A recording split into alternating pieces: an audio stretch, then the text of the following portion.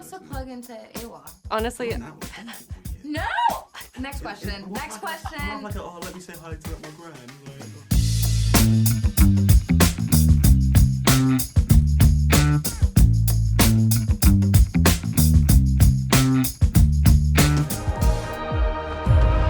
Why do you come to us? I just want to keep my family safe. it's been almost 13 years to the day since we've last been in Pandora. How does it feel to be back? Well, I never left. I've been in Pandora the whole time. Well, that's not true. It took a few years doing other things before we set our foot down this path, but it's been quite a journey. I felt like going home. It was wonderful. It's exciting. It doesn't happen all the time. Working with people that you have called now your friends and your family, and you've witnessed their growth as they have witnessed yours, to be able to go back to that and be a part of something so special and so groundbreaking, it's just unimaginable.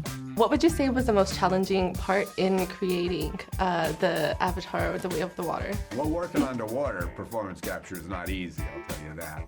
When you're underwater and you're riding on an elu and the waves are coming at, they've turned on the wave machine and you're trying to keep, an automatic weapon tucked in, because it's going like that the whole time, just trying to keep that tucked in and everything. That's just flat out difficult.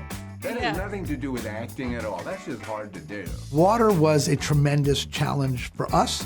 From a practical filming and motion performance capture standpoint, it was a challenge for Weta FX to do it at a level that we were expecting them to do it at. So I found out that you managed to hold your breath for 7 minutes. That is insane. How did you prepare for that, and how did you feel after accomplishing that? Well, it was something I was trained to do. It's not something that you can try at home. It's not something you should do by yourself.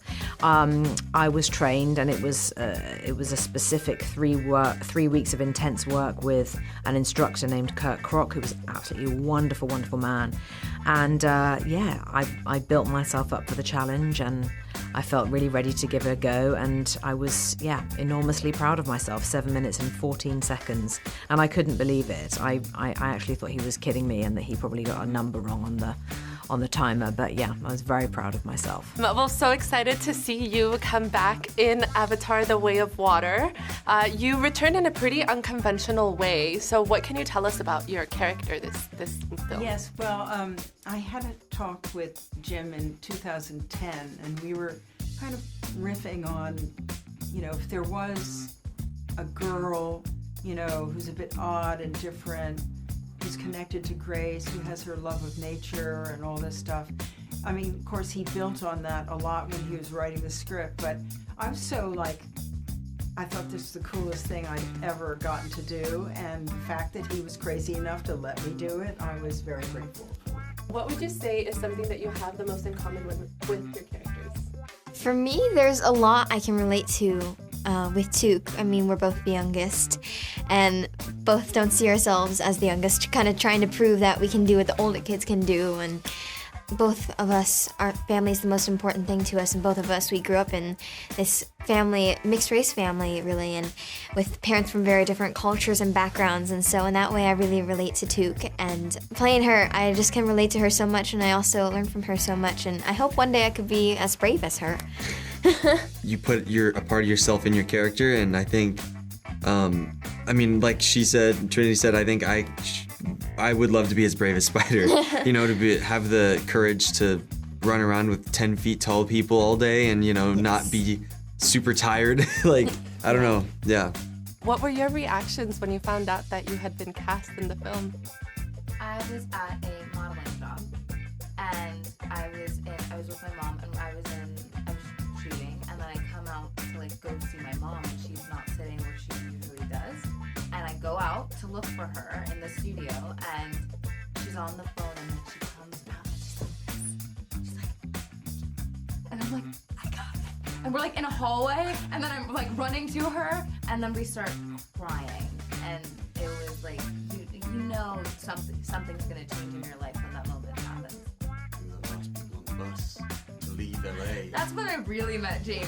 It was because it was a long bus journey, I had a lot to talk about.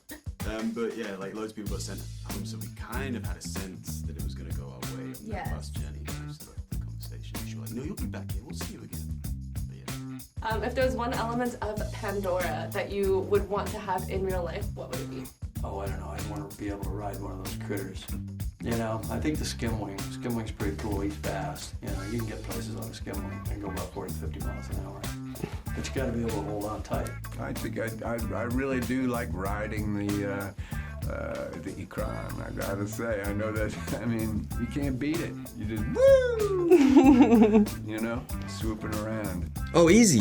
Bioluminescent in the oceans and in our jungles and forests. Like, We have that here on Earth.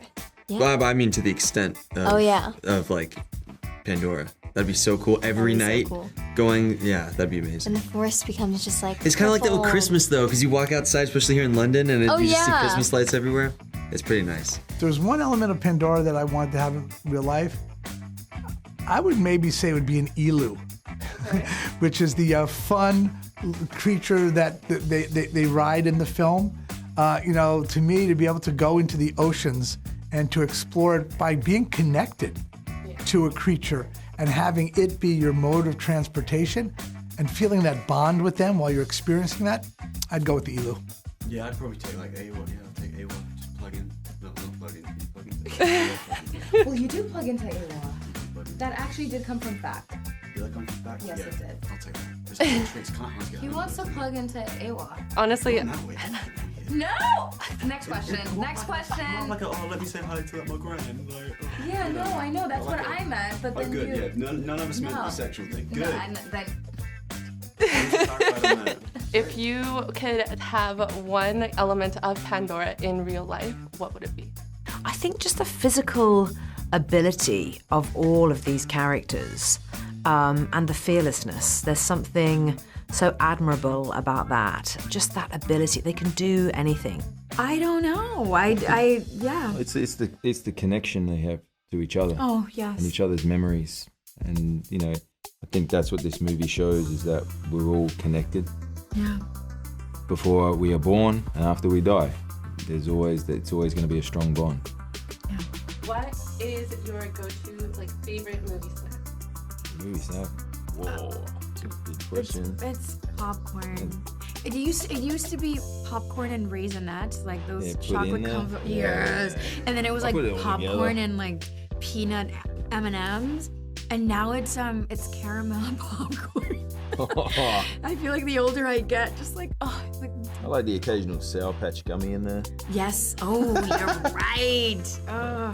And speaking of favorite movie snacks, one of my favorite is Becky's. I'm not sure if I think you might be familiar with Maybe. They have The spicy potato chip. Yeah. Yeah, I know them in a purple thing. Oh my God. Give it up! Give it up! Samuel. They match my thing. Yeah. Yeah. Oh my God. You have them. These are for you. No, I've got tons of them. I got boxes of them. Are you Yeah, kidding yeah, me? I got boxes of them. This is so cool. I've never had it, so I'm gonna try it They've today. got some kick. Well, thank you so much for your time. This is amazing. And I hope you enjoy. Thank you. Let's get it done.